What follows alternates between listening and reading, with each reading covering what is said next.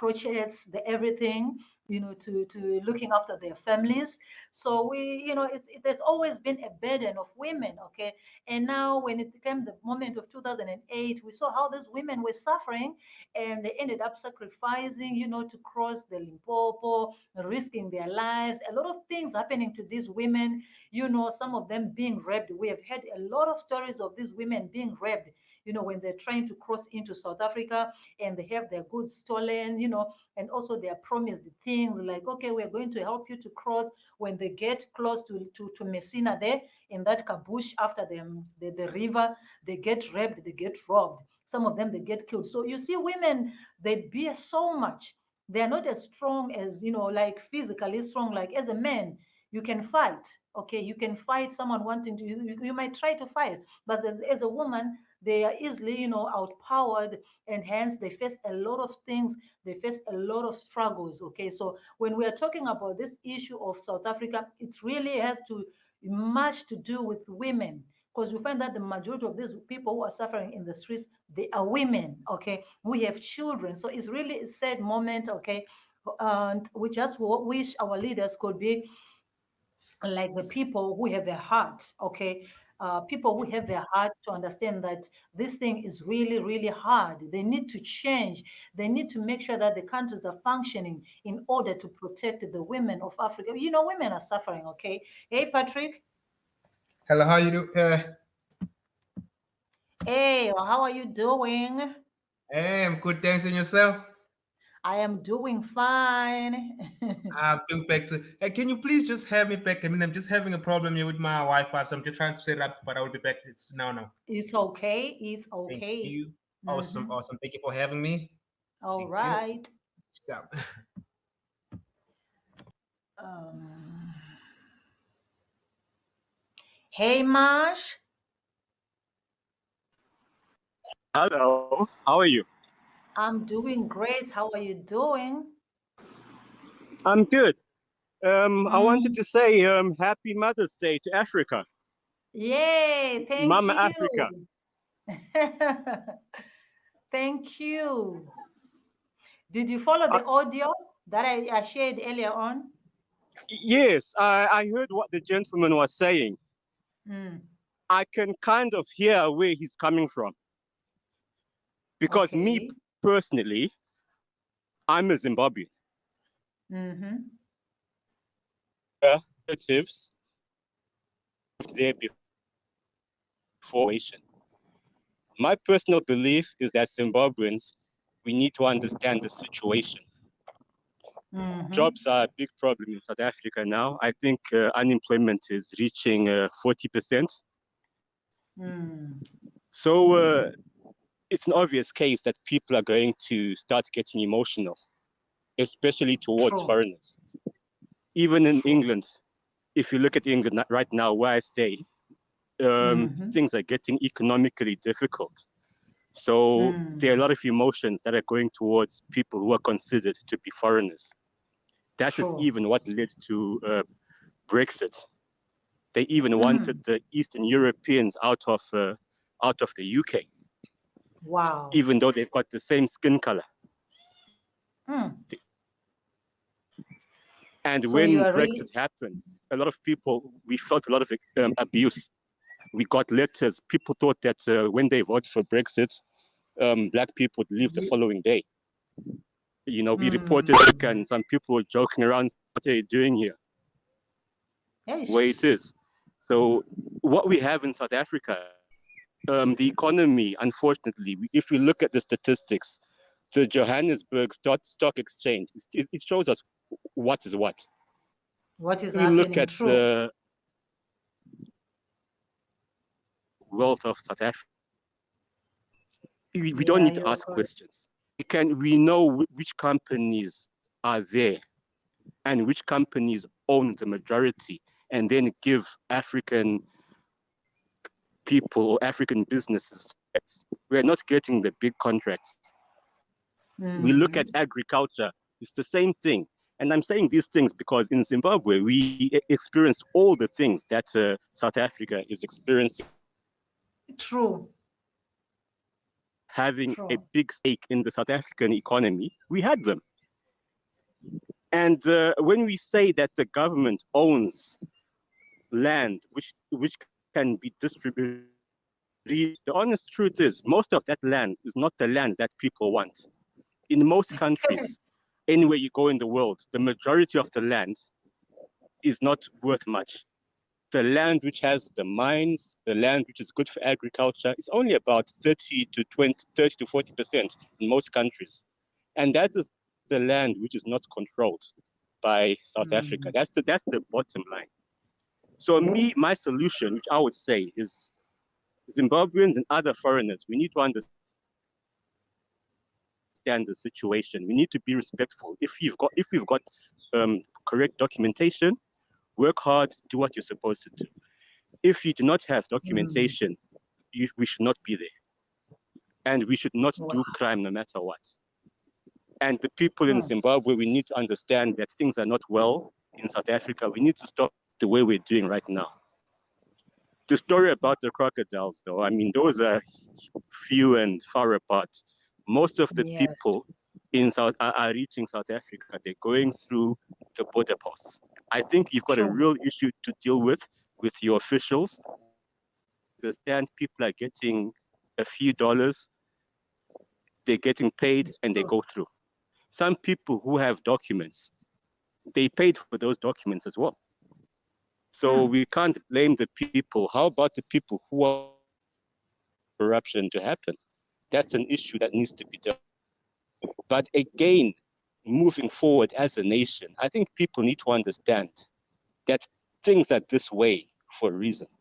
There's a thing called capitalism, and those who have the opportunity to do the research need to find out how this capitalism thing works. Because remember, capitalism gave us slavery. It gave us apartheid. It gave us colonialism. And it only ended because people fought to put it to an end. Otherwise, if some of these corporations, some of these people could have things their way, they would continue doing things that way. So when these foreigners, people call, nobody is benefiting. Because if they can pay 10 people for the same money they would pay one person, why not? Do you think there's really any think some certain people see a need to get rid of foreigners when it's increasing their profits? I mean, let's look at even look at the police force. South Africa is the biggest economy in Africa. So how can the country with the biggest economy have one of the worst police forces in the world? Can you not see that this is by design? This is by design to allow all these problems to happen. So we've got to look at the situation as it is, that there's a bigger problem. We can't keep cutting the tail. The snake will not die. There's a head which we're leaving alone. Why are we not touching that head? And I'll just say, understand what sanctions are. Because the day South Africans decide to stand up and take control of the country, the economy, those sanctions are coming. So people need to understand the government of South Africa needs to be responsible and start educating people about sanctions. Otherwise, when these sanctions come, people won't understand what's going on. Exactly. And there will be a civil war in South Africa. Because the good thing I like about South African people, when you've got a problem, you try to do something about it. They stand up for it. Countries, they normally let a problem grow. So that's my advice, my solution. People need to understand what is the bigger problem. People need to study what is capitalism, and people need to prepare. Because if people really want to take over the economy, sanctions are coming. That's all I wanted to say today. So your solution to Zimbabweans are saying Zimbabweans should go back home. Okay, if you are undocumented, just go home. Don't go to South Africa if you don't have proper documents. No, don't go home. I'm saying if you're documented, work. But I'm saying, I'm saying those who don't as you are supposed to, but you shouldn't be there because you're causing a problem. Because the country you're leaving will become worse, and you're also going to cause problems in the country that you're in. I mean, if South Africa becomes a country of problems, It's not going to improve if people run away and go to Europe and go everywhere. Somebody has to build a nation. So we can't keep running and running and running. That's not going to solve any problems. Anything. Okay. I So wanted to yes, ask you also. Okay. I wanted to ask you, do you think Zimbabwe can move past these sanctions and make the economy work for the better? saying a lot of people, my Zimbabweans, we like to say that we're educated. And we are not really educated. Because if you don't know how to make use of the resources that you have, how can you say you're educated?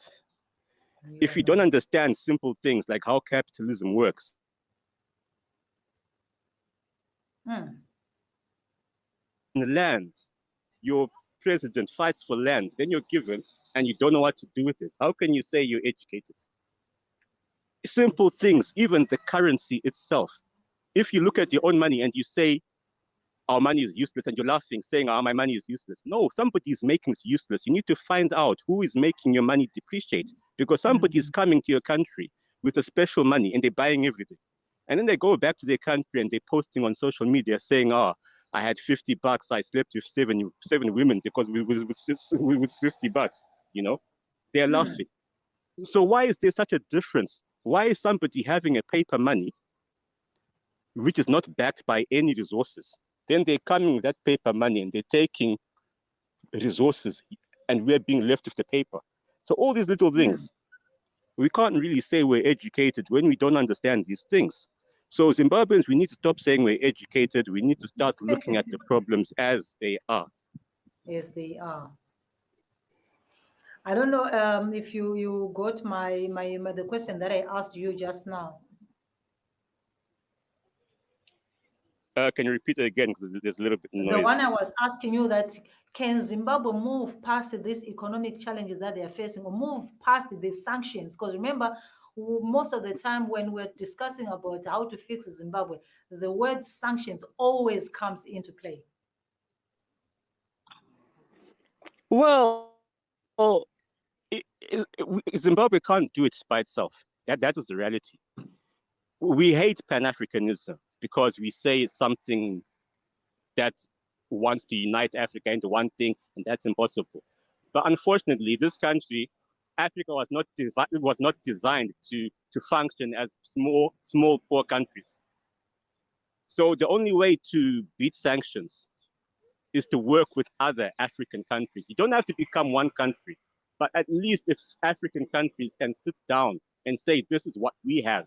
In this part of the country, in this country, we have this.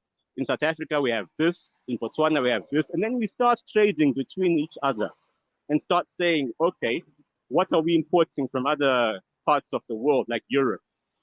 We're importing cars. When are we going to start building our own car manufacturing industries?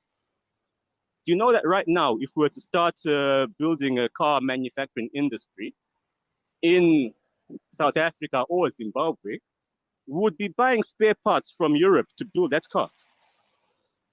We can't keep being controlled by other parts of the world. We need to start working together as different countries. I'm not saying open borders. No, the borders must remain closed because we need to have keep account of people who cross. But we do need to have our own trading agreements. That is what will make sanctions become obsolete. That is what will make all the countries grow and move into a better economic position. You were talking about Lesotho wanting to become part of South Africa. And I'm not surprised because Lesotho is too small to be an individual, to be a country. When you are that small, it is easy for anyone to control you because economically you're weak. When it comes to military, you're weak. So they have realized this themselves, that we are vulnerable. So they are much safer if they become part of South Africa. But there are other outsiders who don't want Lesotho to become part of South Africa because they want to continue looting it. Wow, because they know if they join South Africa, then everything, the dynamics changes. Yes, indeed, the looting stops. Hmm. Wow. Anyway, let me see. So okay, maybe before you go, I also wanted to ask you. So, which one is the immediate solution to the problem that is happening in South Africa right now? Because remember, Dudula is happening now. Okay, so we're looking for immediate solutions for this situation that is happening right now in South Africa. Immediate solution: one, the government should be more strict when it comes to border officials. How are people coming through the borders? That needs to be dealt with. This police force, it looks a little bit weak. The police force needs to be fixed. I mean, if you follow Operation Tutula, that's what they're complaining about, the police not doing its job. Fix those things. Then those people who are illegal immigrants, the government now needs to separate who is there legally, who is there illegally. Right now, it seems as if they're being put under one umbrella, and some of the people who've had their businesses destroyed are people who actually have the legal documents. Right Yes, now, yes.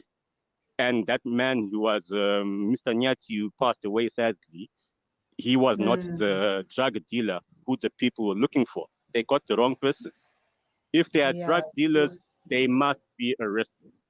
If there are people doing crime, they must be arrested. If you start dealing with those small things, if it becomes difficult, if it becomes difficult for people to cross into South Africa, people won't go. People are going there because it's easy. That's the reality. People are Wow. not going to France. They're not going to UK. Even people who do have the money to pay for the flight, they will send you back right away. Yeah, they will. Someone is letting these people in. Hmm. So it's the South African officials that are letting the people in, right? Because people are passing. Imagine we have got the Zimbabwean side and we have the South African side where you present your passport. Okay. So how are people in between there from Zimbabwean side, they're let in, South African side, they're let in. So how is it working like that? And how are these people getting into South Africa in such large numbers? Okay. Yeah, it's a funny thing, but no to violence. That is not the Yeah, right thing yeah, to yeah. do. When we beat each other, other people from Europe, they'll be laughing, saying, "Look at them. They are not ready to rule themselves. Look at these Mm. animals beating each other, fighting each other. That's not the way forward. The governments must engage each other and find a way forward. Don't beat each other. That's the last thing people should do. But so far from all the problems that we have seen in the past that have been happening, we have not seen any involvement of like of governments, okay, on government level. Well, well, we've got Operation Dudula. They should go and sit outside Parliament until the Parliament does the right thing.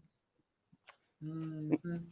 Okay, so Operation Dudula should just actually go to this government offices and say, hey, we are here, do something.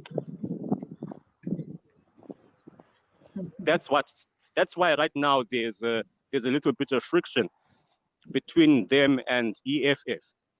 Instead of fighting each other, sit down. What is the problem? Because Operation Dudula is not in Parliament. EFF is in Parliament. So maybe if they sit down with EFF, then EFF, if they're that radical, they should go and take these things to Parliament. They do have 11%, which is that's significant to be heard. But we had EFF saying that they will never sit down with anybody, okay? So it seems like they're really not willing to join with the Operation Dudula in anyhow. So at the end of the day, we'll still have them like that. They will have to talk to somebody because the way things are looking, their support is going down. So I think some of the things which they said in the past, they're going to have to change the way they do the things they do because at the moment, if Operation Dudula was a party, they would have taken at least 50% of their vote. True, true, true, true. Hey, Patrick. Anyway, thank you very much. I'll spend the rest of Thank the you, time man. listening. Okay, Okay. thank you. Hey, Patrick. Hello, how you doing, Ziki? I'm doing great. You've been I'm still great. listening? Yeah, even though I came late, I've been trying to catch up, but yeah. I was a little bit late today, but I'm grateful that I did catch up. Can you just brief me up on what you've discussed Okay, so now far? the first thing, the first audio that I shared was about, this guy who goes by the name GP Caterpillar, something like that, who was Mm-hmm. saying South Africans should not chase away, people who are selling, like the vendors, all those people, right? Because if you Yeah, chase yeah. them, they become unemployed. When they're Mm, unemployed, there's going to be more crime. And he was mm, mm. also saying that if you chase the, for example, if you chase these people from Mamelodi, they'll go to Yeah, yeah. Alexandra, they'll go to Tembisa. So because the borders are still open, okay. So this is Mm. generally what he was saying. Okay, okay. Well, okay. Speaking about that, yes, the guy might be true. If speaking about it, because yes, we know that the job, most of the people are unemployed. Yeah, so the employment rate is very, very high. It's very, very high at the current moment here in South Africa. So yes, yes, we know that in the past there were less people, there were less vendors on the streets, especially in the places like in the cities or in the suburban areas. There were Mm. less vendors. Yeah, yeah, yeah. But now because of this, this rates, high rates of unemployment, the so-called vendors have increased it. Because people are trying to make the ends meet.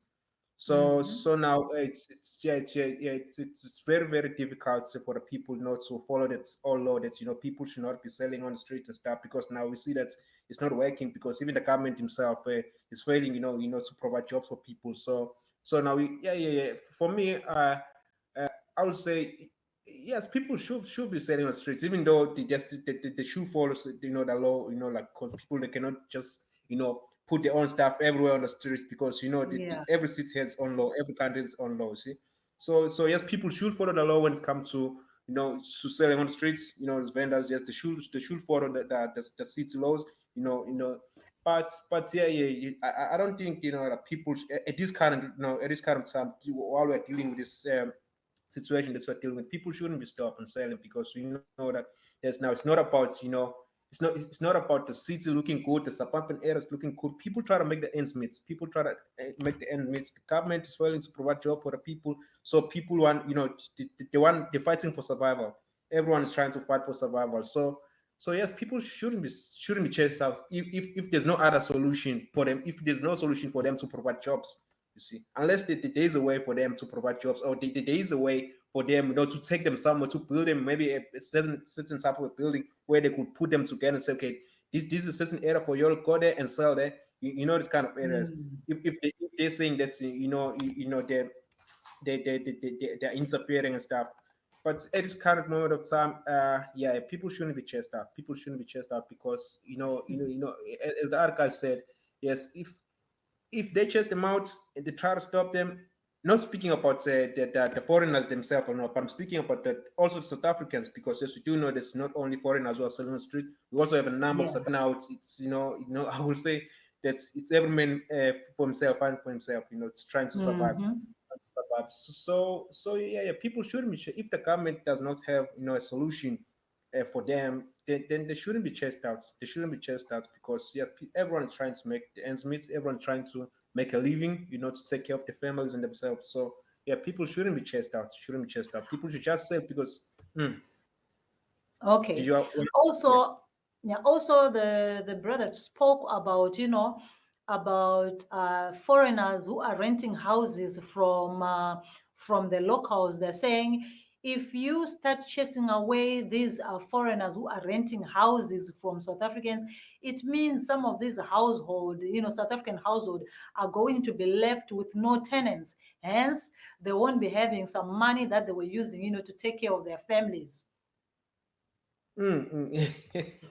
I, I, Well, I'm not sure about that, but but the situation. It's a very sensitive situation that yes, you are talking about. But yes, I think yes, because at this current moment of time, yes, we are aware that the landlords, actually the landlord themselves, they're looking for money. They're looking for money. They want to rent the places. They want to rent the places. As we know that most of the people here in South Africa, they're unemployed. They're unemployed. So this means most of them, those who also got Mm-hmm. retrenched, they move back home, like to move back home to the farms or to the rural areas and stuff. So yes, we do know that most of the people who are renting, most of the people who are renting houses, the people who are doing businesses, the people who who are unemployed.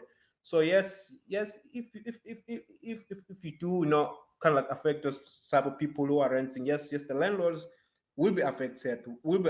Yes, because they need money at the end of the day. So if you chase out the people that's kind of supporting them, yes, they will be also affected. They will be also affected because who will be renting the space right now? Because as we know, the number of houses, the number of houses that the people are renting, but they're still looking for people to rent those houses. But there are no people to rent those houses because most of the people are unemployed, and you cannot just rent a house if you're not employed. So now if Mm-hmm. Mm-hmm.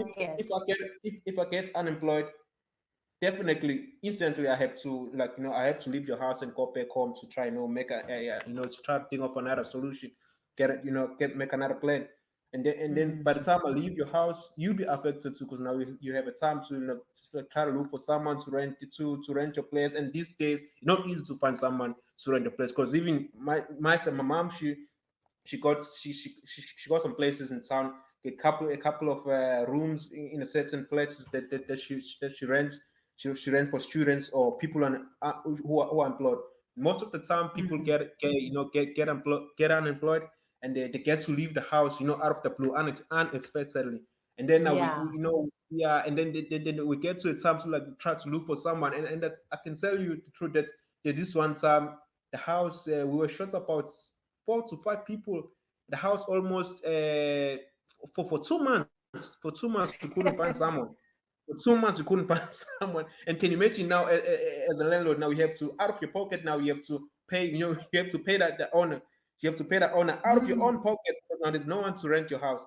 You see, Yeah, because it's now, difficult. yeah, So, because now that also business. That's also business. So yeah. It might be true that if you chase those guys out, mm. the landlords will be affected too. They will be affected. They will be affected. Yeah, I came across a video of one gogo who was saying, Mm, okay, I think the Operation Dudula came to the area, and they told this gogo to chase away the foreign tenants who were in the house. They said you should chase all of them away. We don't want to see them here and everything. And so this gogo was like, no, if I chase them away, who's coming to rent in my house? These people will pay me rent, and it was really helping me. So you find sometimes such kind of situations again, that's why you find that there will be some other people who will be, covering for their foreign tenants because they are what?